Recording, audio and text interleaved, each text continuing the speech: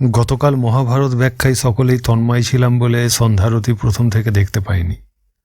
আজ আগে থেকেই মন্দিরে বসে থাকি। চলুন আজকে শূলপাণীশ্বরের সন্ধ্যারতির আশীর্বাদ মন প্রাণ দিয়ে সম্ভোগ করতে হবে। কেন এ কথা বলছি? কাল যখন মধ্যাহ্নকালে আমি মধুক্ত সেই মজার দৃশ্য দেখাবো তখন সব বুঝতে পারবেন। এই বলে তিনি সঙ্গে সঙ্গে উঠে পড়লেন। আমরা তাড়াতাড়ি নিজেদের কম্বল গায়ে দিয়ে তাঁর সঙ্গে নিচে নেমে এলাম। মন্দির এসে বসে রইলাম। আজও বেশ কনকনে ঠান্ডা। মন্দিরের চারপাশেই বড় বড় গাছ, তাই এখনও সূর্যাস্ত না হলেও এখানে অন্ধকার নেমে এসেছে। আমরা নর্মদাকে প্রণাম করে জলস্পর্শ করে সান্ধ্যক্রিয়ায় বসলাম। মন্দিরে যখন কারা নাকারা ঝাঁঝ ঘড়ি ও শঙ্খ বেজে উঠল তখন বুঝলাম মন্দিরে পুরোহিত মশাই এসে গেছেন। এবারে আরতি হবে। আমরা সবাই ধীরে ধীরে মন্দিরে এলাম আরতি দেখতে। আচমনাদির পর পুরোহিতজি পঞ্চপ্রদীপে ঘিয়ের বাতি এবং কর্পূরদানিতে কর্পূর জেলে একই মন্ত্র দুবার ধরে উচ্চারণ করে আরতি করতে লাগলেন। অদ্ভুত এই মন্ত্র। মন্ত্রের সুর, ছন্দ এবং তালের অপরূপ ঐকতান এবং মাধুর্য দেখে অনুমান করলাম এ মন্ত্র নিশ্চয়ই সামবেদের।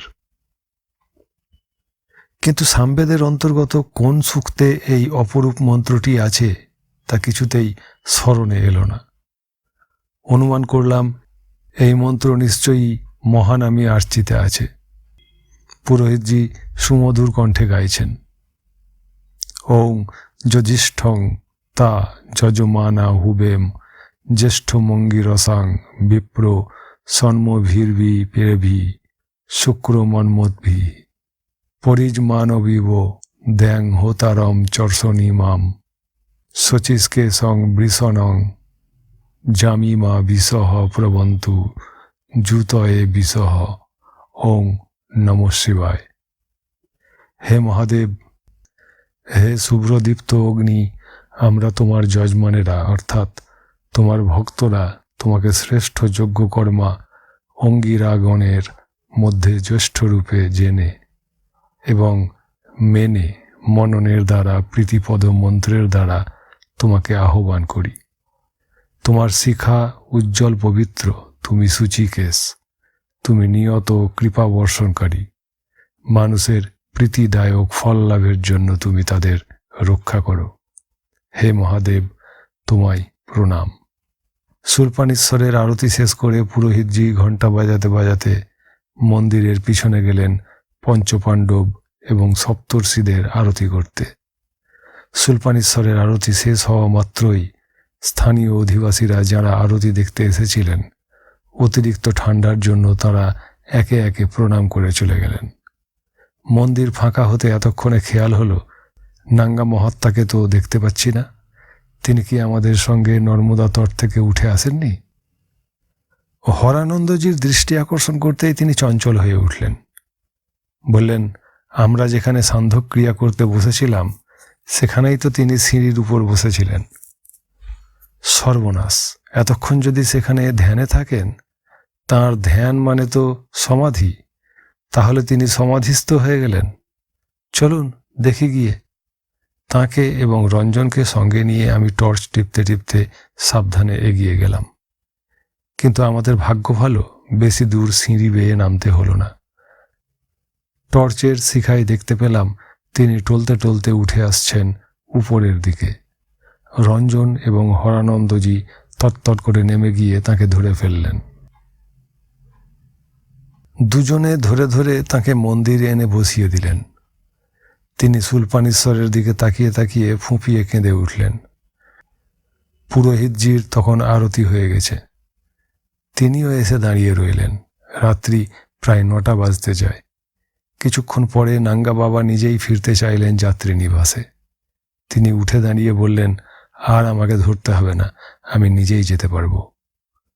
আমরা সবাই মিলে তাকে ঘিরে ধরে হাঁটতে লাগলাম। যাত্রীনিবাসের কাছে এসে তিনি পুরোহিতজিকে অনুরোধ করলেন, আপনি কৃপা করে আগামীকাল বেলা 12টা নাগাদ অতি অবশ্যই সপ্তর্ষিদের মন্দিরের কাছে উপস্থিত থাকবেন। আমাদেরকে দেখিয়ে বললেন এরাও দয়া করে উপস্থিত থাকবেন, কথা দিয়েছেন। আমি সবাইকে একটা মজার দৃশ্য দেখাবো। আমার উপর গুরুদেবের সেই রকম হুকুম।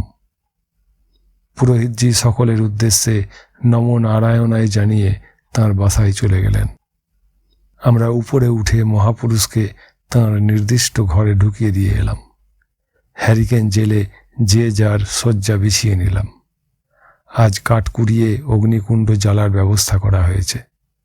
খানদেশ থেকে যে 6 জন সন্ন্যাসী এসে আমাদের নিচের তলায় রয়েছেন, তাঁদের নেতার নাম বিশোকানন্দ গিরি। তিনি আমাদের ঘরে দাঁড়িয়েছিলেন।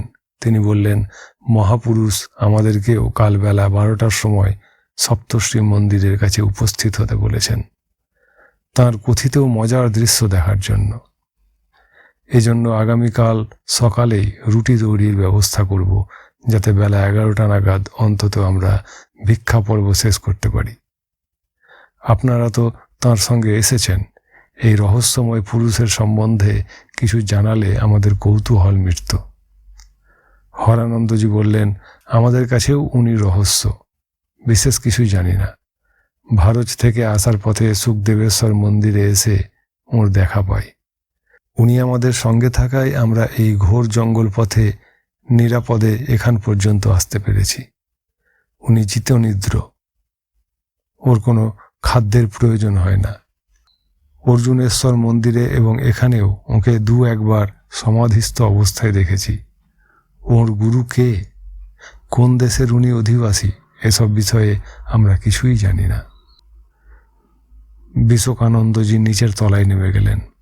আমরা আলো নিভিয়ে শুয়ে পড়লাম। আমাদের যখন ঘুম ভাঙল তখন সকাল 6:30 বেজে গেছে। ভীষণ কুয়াশা। ঘরের দরজা খুলে বারান্দায় বেরিয়ে দেখলাম শিশির পড়ে বারান্দাও এমন ভিজে গেছে যে মনে হচ্ছে যেন গোটা বারান্দাটাই বৃষ্টির ছাঁটে ভিজে গেছে। মন্দিরটাও দেখা যাচ্ছে না। হরানন্দজি কোনো মতে পা টিপে টিপে মহাত্মার ঘরে উঁকি মেরে এসে বললেন, নাগা বাবা তাঁর অভ্যাস মতো স্নান করতে বোধহয় চলে গেছেন। আমরা তাড়াতাড়ি ঘরে ঢুকে বাঁচলাম। অগ্নিকুণ্ডে আরও 2-1টা কাঠ চাপিয়ে আগুন পোয়াতে লাগলাম। 8:30 বাজতে সবাই প্রাতকৃত্য সেরে স্নান করতে যাওয়ার জন্য নেমে এলাম নিচে। স্বামী বিশোকানন্দজির সঙ্গে দেখা হতেই তিনি বললেন, আমি নর্মদাতে একটু আগে স্নান করে আসার সময় দেখে এলাম নাঙ্গা মহাত্মা মন্দিরের চারিধার ঘুরে ঘুরে পরিক্রমা করছেন। আপনাদেরকে জানাতে বলেছেন তিনি এখানে আর আসবেন না। বেলা 11:45 নাগাদ আমাদের ভিক্ষা গ্রহণের পর সপ্তর্ষি মন্দিরে যেতে বলেছেন। আমাদের না যাওয়া পর্যন্ত সেখানে বসে থাকবেন তিনি। হ্যাঁ মশাই, উনি যে মজার দৃশ্য দেখাবেন বলেছেন, তা কি কোনো ম্যাজিক? যাই হোক, আমরা একটু পরেই উনুন ধরিয়ে রুটি বানাতে বসবো। আমাদের 2 জন ব্রহ্মচারীর দিকে তাকিয়ে বললেন, আপনারা স্নান ও প্রণাম করে এসেই একটু হাত লাগাবেন, তাহলে বেলা 10টা নাগাদ লিট্টি পাকানো হয়ে যাবে। তার কথা শুনে নিয়ে আমরা শূলপাণীশ্বর মহাদেবকে দূর থেকে প্রণাম করে মন্দিরের পাশ দিয়ে নেমে গেলাম নর্মদার ধারে। একে একে সবাই স্নান করে মন্দিরে এসে প্রণাম করলাম মহাদেবকে। পত্রান্তরালে ভেদ করে সূর্যকিরণ তখন পড়েছে মন্দিরের চত্বরে। চারদিকেই আলোর আভাস ফুটে উঠেছে। মহাত্মাকে কোথাও দেখতে পাচ্ছি না। হরানন্দজি মন্দিরের পিছন দিকটা ঘুরে ফিরে এসে জানালেন, নাগা বাবা সেদিন রাত্রে যেখানে সমাধিস্থ হয়েছিলেন সেখানেই তিনি বসে আছেন নর্মদার দিকে একদৃষ্টে তাকিয়ে। আমি মন্দিরের বারান্দায় বসে পুঁথি খুলে মহর্ষি তন্ডিকৃত মহাদেবের স্তব পাঠ করতে লাগলাম। যে 2 জন ব্রহ্মচারী লিট্টি পাকানোতে অংশগ্রহণ করবেন তারা স্নানের পর যাত্রী নিবাসে চলে গেলেন। অন্যান্য দণ্ডী সন্ন্যাসীরা মন্দিরে কিছুক্ষণ জপের জন্য বসলেন। আমার যখন স্তব পাঠ শেষ হলো, পুরোহিতজি তখন মন্দিরে এসে পূজায় বসে গেছেন। দণ্ডী সন্ন্যাসীরা বাসায় ফিরে গেছেন। আমি একবার ভাবলাম সপ্তর্ষি মন্দিরে গিয়ে দেখে আসি নাঙ্গা মহাত্মা কি করছেন, কিন্তু পরক্ষণেই ভাবলাম তাঁর আদেশ আছে ভিক্ষান্তে তাঁর কাছে যেতে, কাজেই অহেতুক তাঁর বিরক্তি উৎপাদন করে লাভ নাই। যাত্রী নিবাসেই ফিরে যাওয়া ভালো। একসঙ্গেই সকলে আসা যাবে। এই ভেবে যাত্রীনিবাসে যখন ফিরলাম তখন বেলা 11টা বেজে গেছে। স্বামী হিরণময়ানন্দজি এবং প্রেমানন্দ প্রভৃতি প্রায় সকলেই খেতে বসেছেন। বাকি আছেন কেবল বিশোকানন্দজি, হরানন্দজি এবং রঞ্জন। আমি উপরের ঘরে গিয়ে পুঁথি রেখে সেই 4 জন একসঙ্গে বসে লিট্টি ও গুড় খেলাম। সকলেরই চোখে মুখে দারুণ ঔৎসুক্য। হরানন্দজি উচ্ছ্বসিত হয়ে এই মহাত্মার যোগ বলের প্রশংসা করছেন। মক্ষরী গঙ্গা পেরিয়ে এসে খোলা আকাশের নিচে বসে আমরা যে রাত কাটানোর সময় আমাদের দুদিকে যে 6টা হায়েনা এবং 4টা নেকড়ে বাঘকে 2 টুকরো জ্বলন্ত কাঠ ছুঁড়ে তিনি হিংস্র পশুগুলোকে কিভাবে তাড়িয়েছিলেন তারও আনুপূর্বিক বৃত্তান্ত খানদেশের সন্ন্যাসীদেরকে তাঁর ইতিপূর্বেই দেওয়া হয়ে গেছে। তিনি সবাইকে বলেছেন এই রকম উচ্চকোটির মহাত্মা প্রদর্শিত মজার দৃশ্য কোন ম্যাজিকের খেলা হবে তা ভাবা উচিত হবে না। নিশ্চয়ই তাঁর মজার দৃশ্য যোগেরই কোনো গূঢ় রহস্য উদ্ঘাটন করবে। তাঁর অ্যানালিসিসের গুণে সকলের কৌতূহল চোখ মুখ দিয়ে ফুটে বেরুচ্ছে। আমরা সকলেই তাড়াতাড়ি দল বেঁধে বেরিয়ে পড়লাম। মন্দিরে পৌঁছতেই পুরোহিতজিও আমাদের সঙ্গে যোগ দিলেন মন্দির থেকে বেরিয়ে এসে। আমরা মোট 26 জন লোক ধীরে ধীরে সপ্তর্ষি মন্দিরে গিয়ে পৌঁছালাম। গিয়ে দেখলাম বদ্ধ পদ্মাসনে বসে নর্মদার দিকে তাকিয়ে নাঙ্গা মহাত্মা আপন মনে মৃদু কণ্ঠে বলে চলেছেন, ন তদস্তি ন যত্রাহং তন্যে হাস্তি ন জন্ময়ী কিমন্নদভিবাঞ্ছামি সর্বং সংবিল্লয়ং ততম। যেথা আমি নাই হেন কিছু নাই, হেন কিছু নাই আমাতে জানাই, অন্য কিছু দিবা আছে কামনায়, মোর জ্ঞানে ব্যাপ্ত অখিল সংসার। আমরা স্তব্ধ হয়ে তাঁর পিছন দিকে দাঁড়িয়েছিলাম। তাঁর মুখে এই মন্ত্র শুনে আমি চমকে উঠলাম। শরীরটা ঝিমঝিম করে উঠল। আমার মনে পড়ল ভারত বিখ্যাত পঞ্চদশিকার বিদ্যারত্ন মুনীশ্বর তাঁর দেহান্তের পূর্বে সমবেত সন্ন্যাসী শিষ্য এবং অন্তেবাসীদেরকে বিদায়বাণী শোনাতে গিয়ে এই মন্ত্রই ধীরে ধীরে উচ্চারণ করেছিলেন। শুনিয়েছিলেন অদ্বৈতবাদের চরম তত্ত্ব, সংবিদের প্রজ্ঞাময়ী বাণী। তাহলে কি? আমি আর ভাবতে পারলাম না। চঞ্চল হয়ে আমি তাঁর সামনে গিয়ে দাঁড়ালাম। আমার দেখা দেখি সকলেই একে একে তাকে একটু দূরত্ব রেখে মণ্ডল আকারে ঘিরে দাঁড়িয়ে পড়লেন। তাঁর শরীরটা বার দুই থরথর করে কেঁপে উঠল। মিনিটখানেক স্থির থেকে বলতে লাগলেন, নমো নারায়ণায়, নমো নারায়ণায়। আপনারা যে দয়া করে সকলে এসেছেন এজন্য কৃতার্থ বোধ করছি। ভগবান শূলপাণীশ্বর আপনাদের মঙ্গল করুন।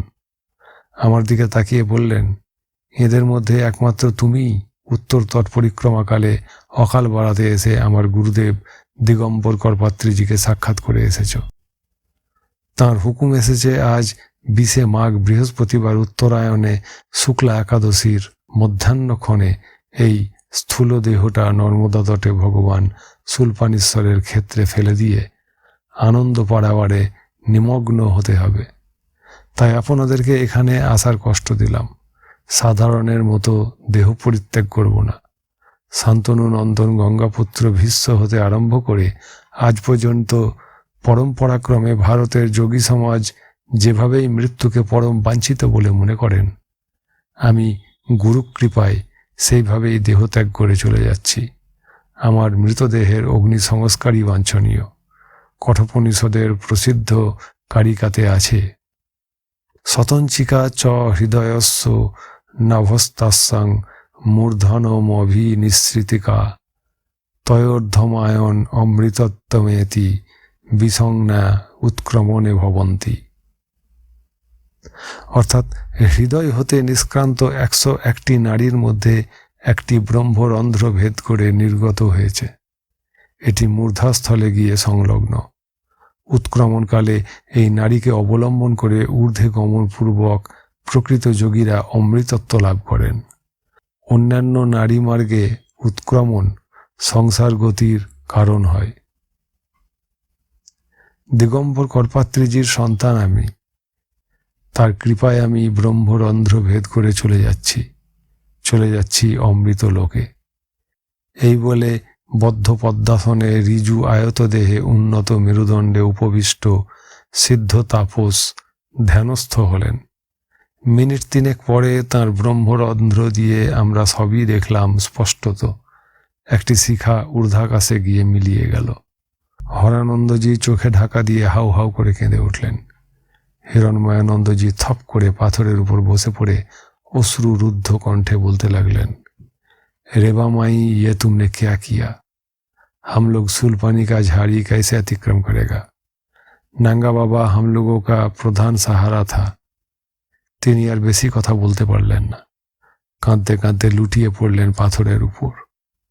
সবাই আমরা অন্তিম আসনে উপবিষ্ট মহাপুরুষকে সাষ্টাঙ্গে প্রণত হয়ে কাঁদতে লাগলাম। পুরোহিতজি মহাপুরুষকে 3 বার প্রদক্ষিণ করে ছুটে গেলেন মন্দিরে। একটু পরেই মন্দির থেকে প্রদীপ ও ধূপ এনে জ্বাললেন। কর্পূর জেলে সকলেই তাঁর দেহকে আরতি করলাম।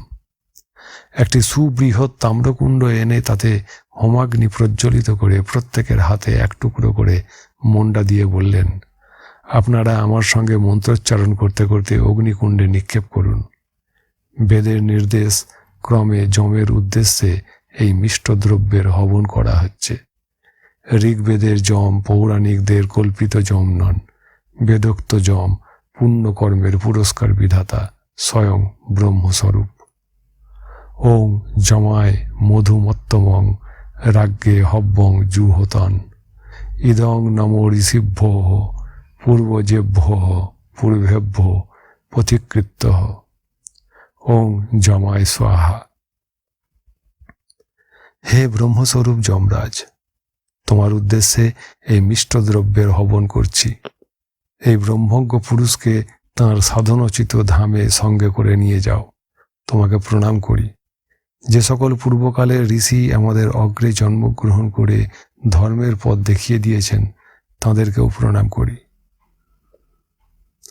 ঔ যমায় স্বাহা, ঔ যমায় স্বাহা বলে সবাই আমরা তাম্রকুণ্ডে প্রজ্বলিত অগ্নিতে আহুতি দিলাম।